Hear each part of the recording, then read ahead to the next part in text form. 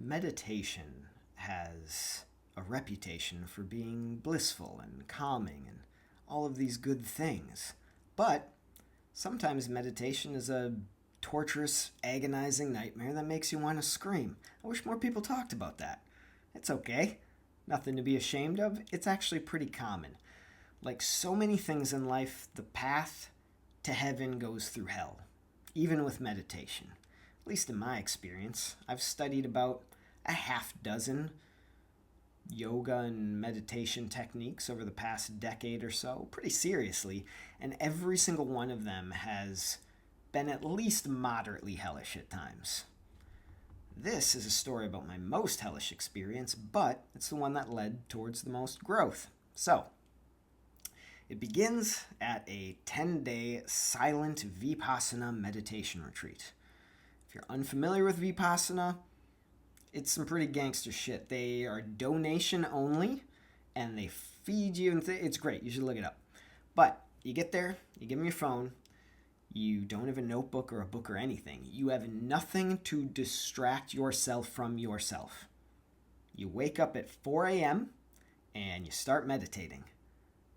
All in all, you meditate around 11 hours a day, every day, for 10 days in silence. Feels like a Buddhist prison, but that's kind of the point. You're forced to turn inward because there's literally nothing else to do.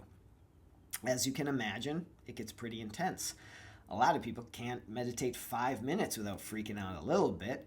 I know, because I was one of them. But I wanted to learn, I wanted to grow, wanted to throw myself in the deep end, so I did.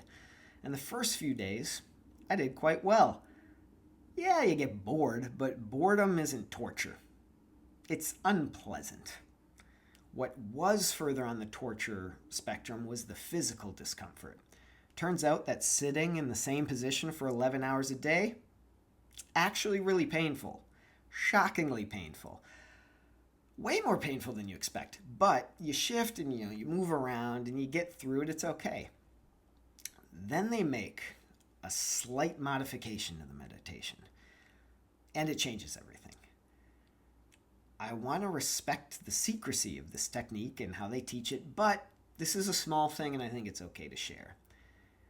At a certain point, you're asked to not move while you meditate, which means all of those little things that you do to kind of make yourself a little bit more comfortable, you don't do them. Think, oh, my back's a little sore, I'm going to adjust. Nope, don't adjust. Don't move. Just see what happens if you sit there and let it hurt. Spoiler alert, it hurts more. Yeah, the boredom that I talked about, that goes away because it's impossible to be bored when you're in pain. And this is the trippy part. When the physical pain is there and you don't move, it causes all these psychological issues to bubble to the surface. It's almost like the physical pain is a gateway for them to finally rise up. I like to call this emotional digestion. It's a great term. It's very, very easy to distract ourselves from our emotions in today's world. Most people are hardly ever bored because there's always something to look at. But when you don't distract your mind or your body, these unresolved emotions and feelings will bubble to the surface, and you'll either digest them and integrate them into your being, or they're going to vomit out because they're poisonous. That's when weird stuff happens. These trapped feelings will scream their way to the surface. For example, there was one woman in class who one day, out of the blue, she didn't start crying or even bawling. She just started off wailing. These weren't sobs, these were shrieks of anguish. It was intense, and your instinct, my instinct, is to go over and comfort her, or at the very least look over and make sure she's okay. But no, you don't move. You're not even supposed to open your eyes. And I remember thinking, there's a woman crying in a room full of people and everyone's ignoring her. This has got to be a metaphor for something. I'm not sure what, but it's definitely a metaphor for something.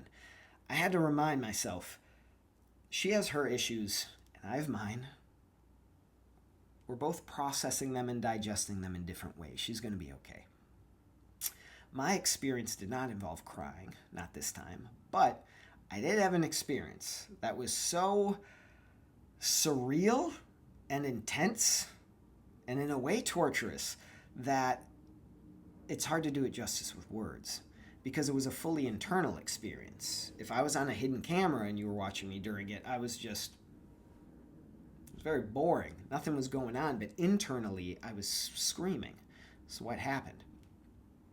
Start off simple. My nose started to itch. We've all been there. Getting a haircut, some falls on your nose. You have to do this for a while, but eventually you reach your hand over the top of the tarp and you scratch it and everything's fine. It sucks, but it's not excruciating. This was different. The itch intensified so much that I felt it in my spine. I had to fight the urge to convulse like The Exorcist because every atom of my being wanted to scratch this damn thing. I know a lot of you are probably thinking, just scratch the itch? No, because I always scratch the itch. It's a reaction. I don't even think about it. I was at that meditation center to grow my own conscious awareness and break these repetitive cycles of karma, the ones that no longer serve me. How am I supposed to do that if I can't even avoid scratching this one itch? How do I know that free will exists if I can't not do this one simple thing? I don't. So I don't move. I don't scratch the itch. And my breath shifts. I can't breathe normally anymore because of this itch. It's like I got sprayed with cold water. I'm like trying to hold it in. It was sporadic and stilted. And I actually had to change my own breathing patterns to accommodate this itch. I'm getting goosebumps on my back just thinking of this stupid thing. So then I try to use logic to fight my way out of it. I say, JJ, just relax. It's an itch. It's not going to kill you. You're not going to die. No itches forever.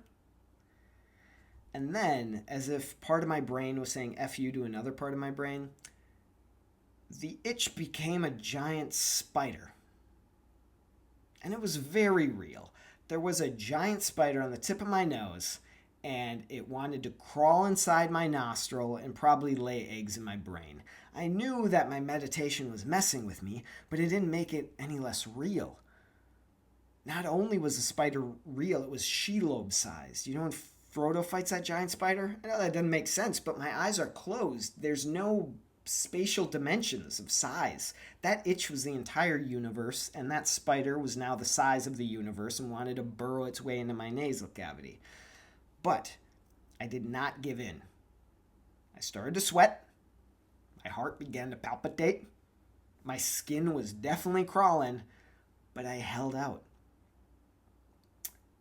Then the spider became a giant colony of ants, and now there's a ton of ants crawling all over my nose and tickling my nose hairs. It was, again, hell, and it's hard to verbalize how real this is. I nearly opened my eyes just to prove that there was nothing there, but again, I held out. I fought.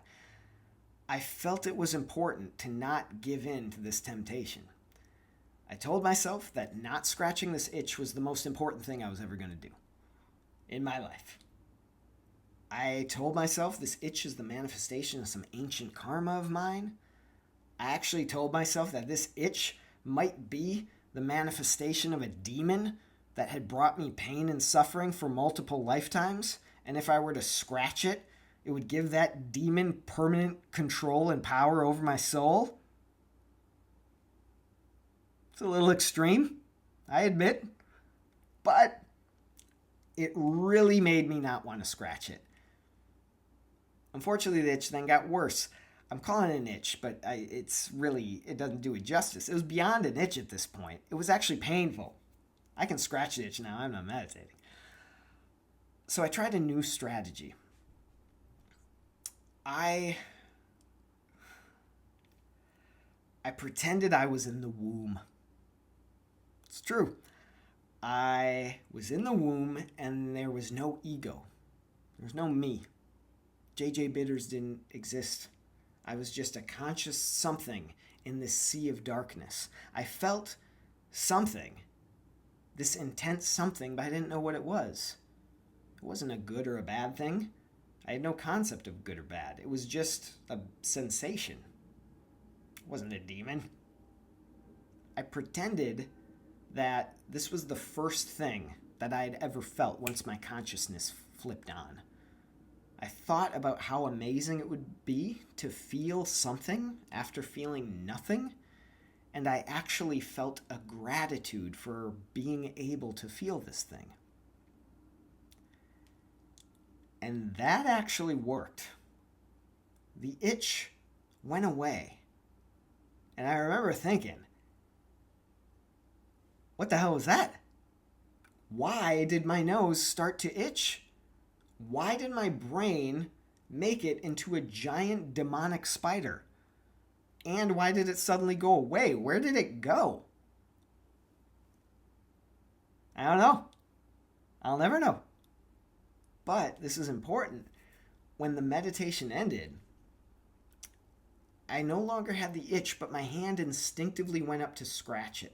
I had to actually push my hand away, and I heard a voice in my head say, "Don't scratch an itch that isn't there." I love that saying. It's a great metaphor. I repeat it often to myself. We've all had itches in the past that no longer itch us in the present, but we're still trying to scratch them. For a weirdly personal example, my brother is 9 years older than me. When he was a teenager, I was very small. He could physically dominate me and torture me for his own amusement, and occasionally he did. He would do this thing where he would pin me down. I couldn't move my arms. And I'm trying to get up, and he would act out the scene in Temple of Doom where the guy pulls the heart out of the guy's chest. He would push it on my chest and start chanting Amu Dame stuff. It sucked. It's kind of funny now, but at the time it sucked. And I remember thinking, I can't wait till I'm bigger and older and stronger and I can torture him the way he's torturing me right now. But by the time I got bigger and older and stronger, we were good friends. We got along well. It would have been silly and foolish of me to try to pin him down and torture him the same way he did me when we were kids. The itch was no longer there. And this itch label can be applied to anything in life. I'm craving ice cream. That's an itch. I want to lose weight. That's another itch. I want to go see a friend, go out drinking, have sex, binge watch Netflix, hit the snooze button for the 14th time. These are all itches. So, when is an itch worth scratching? Good question. No one can answer it but you. For me, simply being aware of that question changed my entire life. I now have a level of discipline and self-control and self-awareness that I've never had before. I still meditate daily, and I think about that experience often. I'll remind myself, no itch is forever. It's an important lesson because life will make you itch. Some are big, some are small. Some feel like a spider trying to crawl into your soul, but you don't need to scratch them. You can, but there's a certain power and strength that comes from sitting with the discomfort, observing it, and just letting it pass. So I offer you the following challenge. And if you don't like challenges, I offer you a suggestion, a fun suggestion. The next time you feel an itch, whether real or metaphorical, pause. Don't react to it. Feel it. Listen to it. Just see what happens if you let it be. If you have the power to not scratch the itch, you also have the power to not eat that fourth slice of pizza, or not snap at your nosy coworker, or not drunkenly text your ex at 3 a.m. These choices, these tiny acts of self-awareness, shape who you will become. You're not just resisting an itch, you're building a better, more conscious version of yourself. So be aware.